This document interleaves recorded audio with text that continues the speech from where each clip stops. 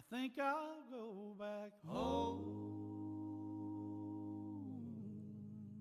I think I'll go back home. I believe I'll go back home and acknowledge I've done wrong. My father saw me coming. He met me with a smile. He threw his arms around me, saying, "Here's my wandering child." My father told his servants, "Go and kill the fatted calf, and let us all be merry, for my son's come home at last." I think I'll go back home. I think I'll go back home.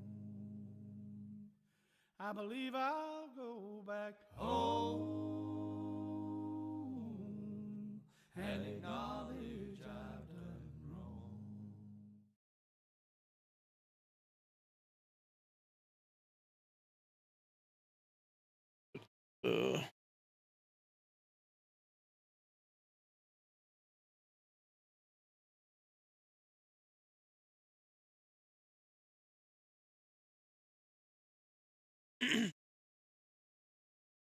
There. All right, so should be able to hear me. Test, test, test. Yeah. Okay.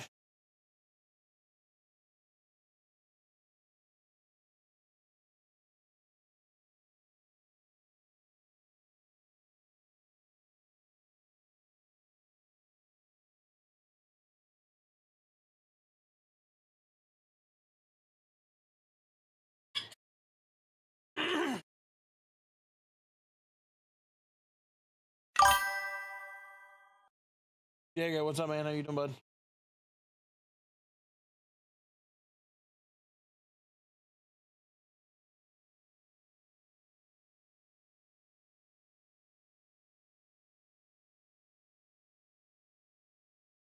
Uh,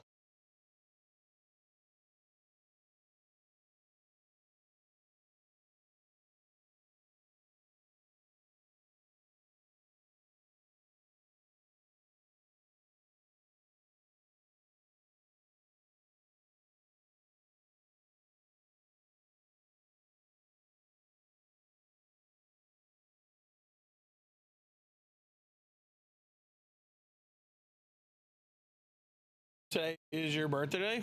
Well, happy birthday. Happy.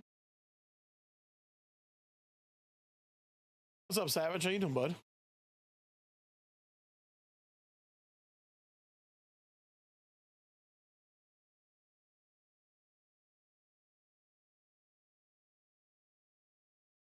All right. Good. Glad to hear it. We'll get started here in just a minute, guys. We're gonna wait for a couple. Make sure everybody gets in here to be here. Then we'll get started. Yippity dippity.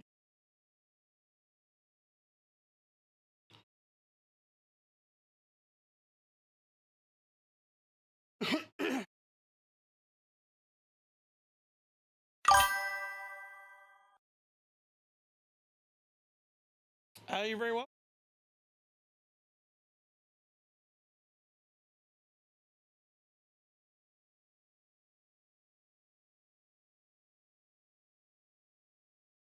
Just give everybody just another minute to get in here.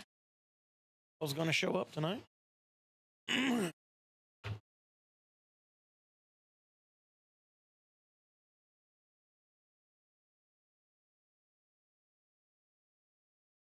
Booked. Have fire. I got forward. This is Rez. Thank you for the sub. We appreciate that. Guys, if you're not, those that are on YouTube, if you're not subbed, go ahead and hit the sub button. We do a live Bible study every Monday at 6 p.m. Eastern Standard. Oh, get the notification to be a part of that by hitting that sub button.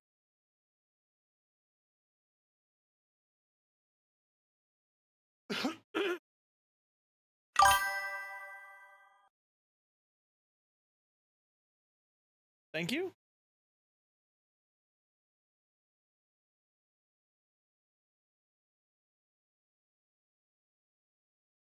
All right, we have 5 minutes. Shine 6. All right, so we're gonna get right here in just a second and started. Last week we talked about Jesus did a good teaching on marriage and divorce, and in the biblical sense, what qualifies, what marriage should mean, what God's intention for it was, and the only reason that God sees the ability for a divorce to even happen. And remember, the law of divorcement was not created by God. The law of divorcement was created by Moses to satisfy man because of their inability to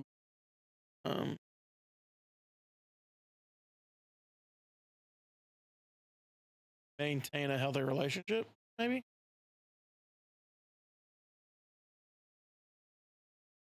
Or to try to work and make their relationships last, things like that. I say man, not just men, but it's men and women both. Of course, back in the Bible days, men were the only one that had the right and the authority to do so. But nowadays we have a lot of people getting married that neither one are mature or responsible enough to make that type of commitment, but yeah, they jump into that commitment every day. We talked about, he also taught on celibacy. Marriage isn't for everybody. So sometimes you'll have that. And he counseled a rich young ruler to see what it would take to gain eternal life. And then he makes a statement that says that with God, all things are possible. All right. This week, we're going to look at the parables of the workers in the vineyard.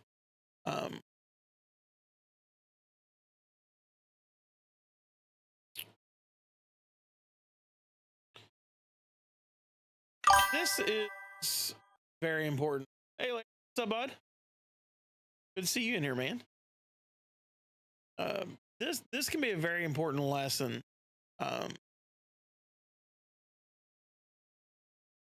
Because not everybody's going to have the same amount of time in. If everybody got saved on the same day and all at once, it would be great, but it doesn't work that way. Everybody gets saved at different points of their life. There are people that get saved as children. There are those that are in their 20s, 30s, 40s, 50s. There are those that don't get saved until they're on their deathbed from time to time. But the important thing is not how long you're saved or when you get saved, but the fact is that you are saved. That's the most important thing here. And it's kind of the lesson that Jesus wants to put out there with that. So we're going to get this. It says, for the kingdom of heaven is likened to a man that is a householder, which went out early in the morning to hire laborers into his vineyard. And when he had agreed with the laborers for a penny a day, he sent them into his vineyard. Now it says the kingdom of heaven is like in a householder, which went out to hire laborers. Obviously, God is the householder here, and the laborers are you and I. Work in the vineyard is it's essentially the world. As Christians, we are laborers in the vineyard. Our job is to spread the word of the gospel of the kingdom of God We're to spread the word about what Jesus is, who he is, and what he's done for us. And it's just our job in general just to minister those that are lost so that they can find out and hear about the love of Christ and how much he loves them, things like that. So, and to learn that there is an escape from the punishment that this world is going to face when everything comes to an end. So we are workers in the vineyard. It is our job to help spread that gospel. If God didn't expect us to spread the gospel, if it wasn't up to us to spread the gospel and who would spread it, you figure when Jesus called the 12 disciples to follow him around, if it wasn't up to them to spread the gospel, Peter never would have done all the preaching that he'd done. He never would have went out and built church after church after church. Saul would have never become Paul and traveled out into the Gentiles and established church after church after church after church and spread the gospel as far wide as it did so that it could have even reached over here in our little corner of the world so that we might have the hope of salvation. None of that would happen. It just died out. But because of us being workers in the field, because it is up to us to spread the gospel, and because we do spread the gospel as his children, the word gets out and things happen. So he says, and he went out about the third hour and saw others standing idle in the marketplace. And he said unto them, go ye also into the vineyard, and whatsoever is right, I will give you. And they went their way. And again, he went out about the 6th and the 9th hour and did likewise. So you see at the early morning hour, he went out and hired laborers for a penny a day. Then he also goes back at the 3rd, 6th, and 9th hour, and he does the same thing. He hires the workers for a penny a day. It says, in about the 11th hour, he went out and found others standing idle, and saith unto them, why stand ye here all day idle?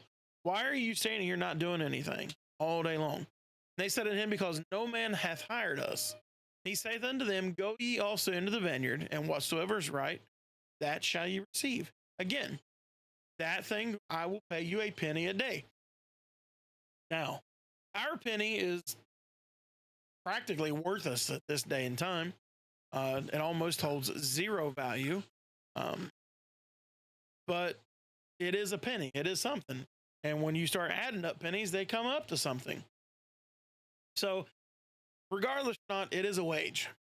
It is something we're paying. And this wasn't our kind of penny. This penny was actually worth more, but they're using this as an example. Or I'm using our penny as an example. I can't remember exactly how much this was worth. I figured it out and seen, but it's been a while, so I can't remember how much this penny so-called is worth, but it was worth more than a cent. But everybody that got hired that day, no matter if they got hired in the morning, later in the morning, noon, afternoon, or later that evening, they all got paid the same wage. They were all paid a penny for the entire day. So he says, go to the vineyard, whatsoever is right, that he shall receive. So when even was come, the Lord of the vineyard saith unto his steward, call the laborers, give them their hire, beginning from the last unto the first. And when they came that were hired about the 11th hour, they received every man a penny. So he paid everybody a penny. They all got the same pay. It says, but when the first came, they supposed that they should have received more, and they likewise received every man a penny. And when they had received it, they murmured against the good man of the house. See, they felt because they should have got paid more. But the thing here is they agreed upon the wage before they ever started working. So the agreement was they get paid the penny for the day. They agreed upon that at that time. The problem is there's people that showed up to work later than them and are making the same. In reality, it doesn't really matter. So it says that should they pay more than they likewise received a penny. And when they had received it, they murmured against the goodman of the house, saying, these last have wrought but 1 hour, and they had made them equal to us, which have borne the burden and heat of the day. But he answered one of them and said, friend, I do thee no wrong. Did not thou agree with me for a penny? Take that. Thine is, go thy way, and I will give it unto this last, even as unto thee. Is it not lawful for me to do what I will with mine own? Is thine eye evil because I am good? So the last shall be first, and the first last. For many be called, but few chosen. So, he settled into this agreement. They come into this agreement saying they would get paid a penny for the day. If you're making what you agreed to in your pay, what difference does it make what he agrees to pay somebody else? It's not affecting you in any way, shape, or form. The fact that he paid them a penny is the ones that came in later in the day. The fact that they got paid a penny doesn't affect, and it doesn't take anything away from the guys that agreed on the penny early that morning. They're still getting the wage that they agreed upon. They're just mad because those that come in later are making the same thing. But that's the point that he's making. He says, everybody is equal. It don't matter. There's people that has been on this walk way longer than I have. There are people that have been saved in 20, 30, and 40, and 50 years. And then there are people that have only been saved, a few months, year, or whatever, anything like that, less than me. I'm in the middle of it. But you know what? We all receive the exact same reward when we get to heaven. There's not going to be any greater reward. They're not going to make anything more than me. I'm not going to make anything more than any of them. It doesn't matter the work that we do. Just because I'm a pastor and I'm a preacher doesn't mean that I gain more out of it. It doesn't make me anything more special. One of the big things I disagree with is a lot of churches will take their pastor, they will put them on a pedestal, and they will look up to them and treat them, I don't say as a god, but they treat them differently than they would any other Christian. And I completely disagree with that action. Other than my calling and what I'm called to do, I'm no different than any other Christian in this world that's living right. I'm not any greater. I'm not any better just because I was appointed a pastor of a church. Just because I was called to preach doesn't make me any better than somebody that sits in a pew and gives good testimony. It doesn't make me any better than somebody that sits back and greets people that come through, makes their day. I'm not anything any better than any of them. Different. We have different jobs. We have different things that we're supposed to do. I'm not called to be a singer or anything like that. I can't carry a tune in a bucket. I'm not greater than any singer, and there's no singer greater than me in the eyes of God. But we tend to put these certain people up on pedestals. We tend to lift them up higher and make something more out of them than what they really are. And I don't agree with that. I don't believe in that. Unfortunately, pastors don't make the church. Singers don't make the church. It's God's house. It's his way. And the people that are put into place to do certain jobs are just there to do those jobs, and that's it. And if they obey the Lord, they will be successful. It's not anything that they've done that makes it any better, but it's what God has allowed to do. It's the way that God has worked through them with them, allowing him to use them. But I'll get off that soapbox. I'm not going to stay on that very long. But it says, to the last be first, the first last. For many called, but few are chosen.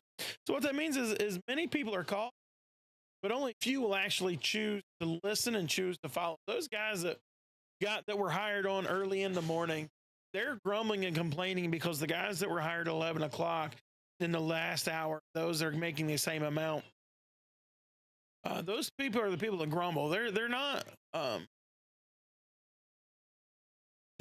choosing to accept what's been given to them. Not choosing to just take what they agreed upon, but they're grumblers, they're complainers, and things like that. So they're a little bit different. There's only going to be a few that will actually choose God and accept his calling and happily do whatever he's doing.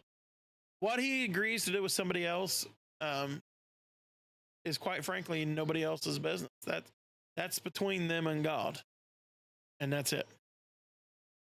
And that's how heaven's going to be. It don't matter what you do down here. It don't matter what kind of, um, you know, what agreement you have with the Lord. You do what he asks you to do, what he calls you to do.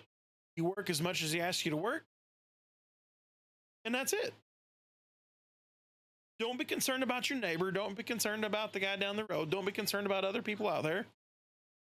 Don't be concerned about how long they've been saved and how long they've been working, and be all compared to what you are doing different. Don't worry about that stuff. It doesn't matter. Just focus on what is between you and the Lord, and that's it. That's all you got to worry about. Okay? So it says, and Jesus going up to Jerusalem took the 12 disciples apart in the way and said unto them, behold, we go up to Jerusalem, and the Son of Man shall be betrayed unto the chief priests and unto the scribes. And they shall condemn him to death and shall deliver him to the Gentiles to mock and to scourge and to crucify him. And the third day he shall rise again. So here we see again, this is about it's third time that Jesus predicts his death and his resurrection. He tells the disciples that it is coming. He says, look out for it. Here it comes. This is what's happening. And he's not telling them to warn them to help protect them, but he's telling them to let them know that there is a day coming, and it's getting closer, that he is going to leave, and they're going to have to continue. They're going to have to continue this march and continue this walk and continue this message on their own. He's not always going to be there to lead and guide them in person. You're going to have to step up and do this. So, you know, he's giving them that warning. So it says, then came to him the mother of Zebedee's children with her sons, worshiping him and desiring a certain thing of him.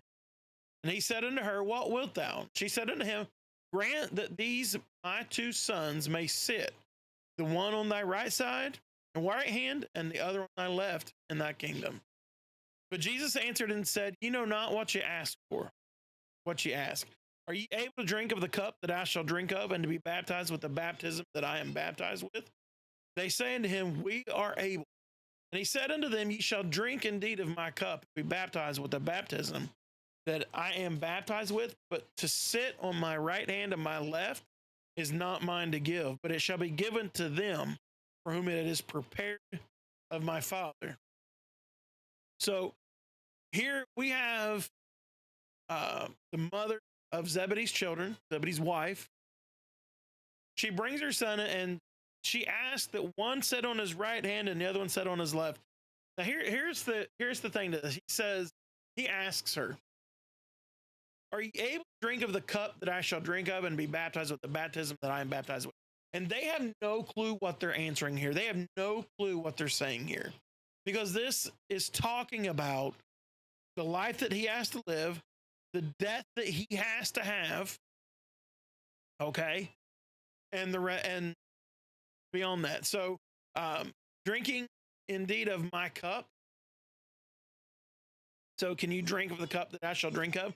That's talking about the capture and punishment and everything that he's about to endure, all that torture, all that torment that they're about to do to him when they take him at the garden right before they crucify him. And it says to be baptized with the baptism that I am baptized with. That's talking about the blood.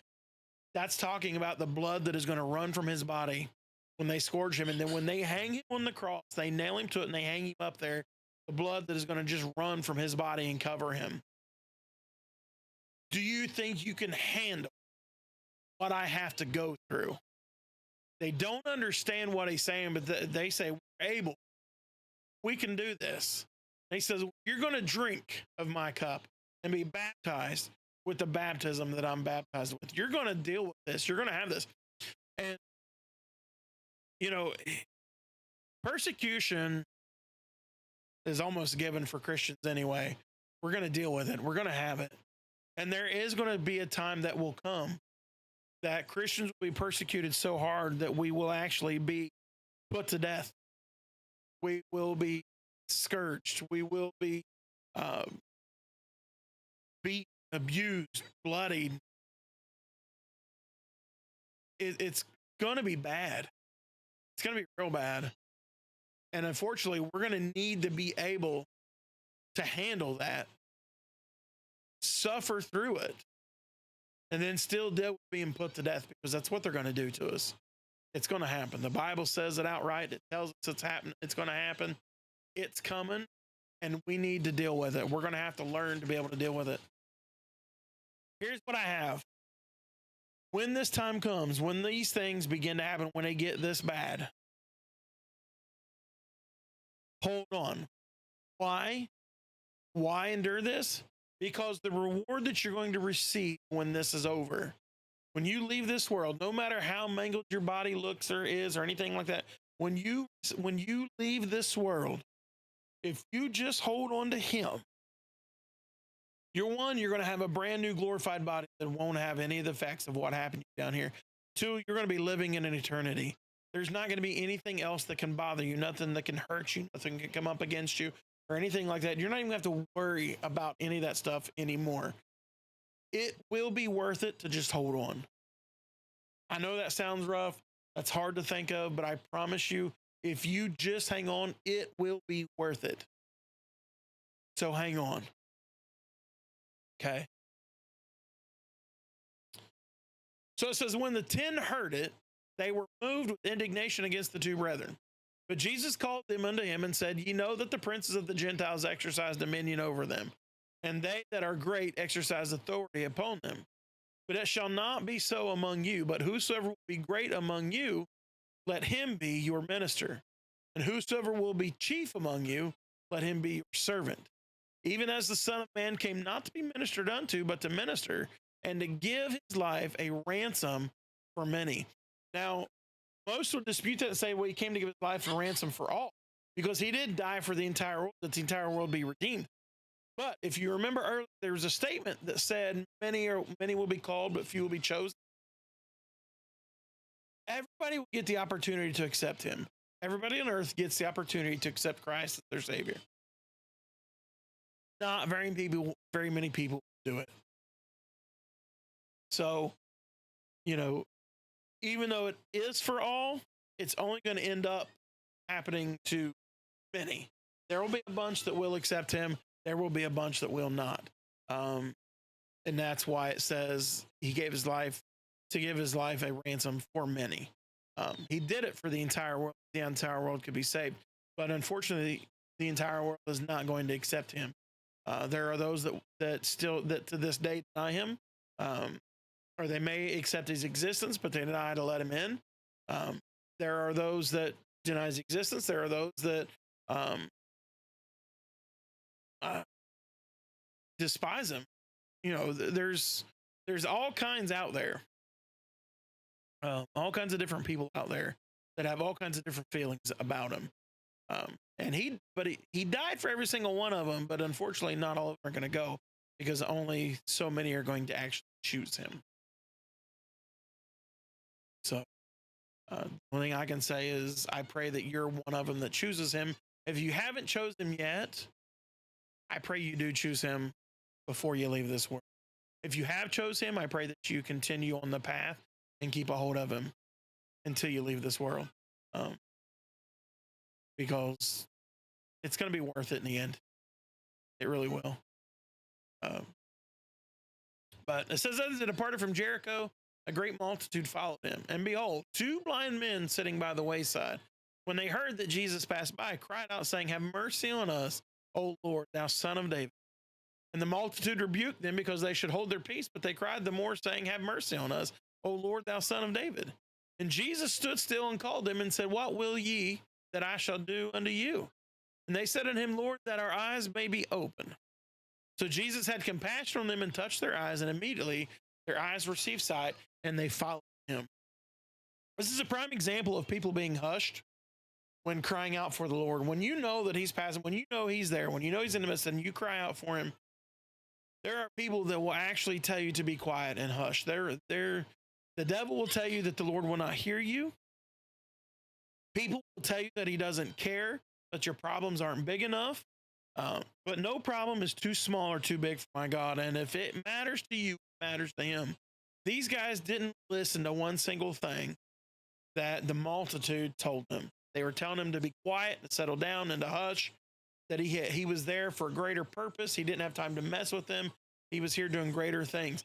But they cried out the more, have mercy on us. And when he heard them, it said he stood still and he called them out. He called them and said, what do you want? What do you want me to do for you? And then the minute they asked for their eyes to be open, he touched their eyes and it was done. He didn't say that's too insignificant for me. He didn't say that was too small for me. He didn't say that's too big a problem. He didn't say I don't have time for that. No matter what his path was, what he was doing, or where he was walking, when they cried out and he heard them, he stopped. And he gave them attention. There's nothing that happens with us that God does not care about. A lot of people say, my problems are small, God doesn't care. He's got bigger issues, all this stuff. But what you need to know is that Jesus loves you. He died for you. And what matters to you matters to him. The smallest problem, all the way to the most gigantic issue, Jesus cares. He absolutely cares. It says right there, he had compassion and he touched their eyes. And immediately they received their sight and they followed him. So don't be afraid to cry out to him. Don't be afraid to call out for him. Don't think that your problems don't matter to him, because they do. Every single one of us are important to him. Our problems matter to him. And if we just trust in him and put faith in him, he'll be there for us. So, all right. Not a bad week this week. We went right around a half an hour. That's pretty good. Oh, yeah. We're going to look at some good stuff next week. No, we're gonna get in some goods. You guys are not gonna want to miss next week. Next week is gonna get so good. Oh yeah, it's gonna get so good. We've got the next. Oh yeah.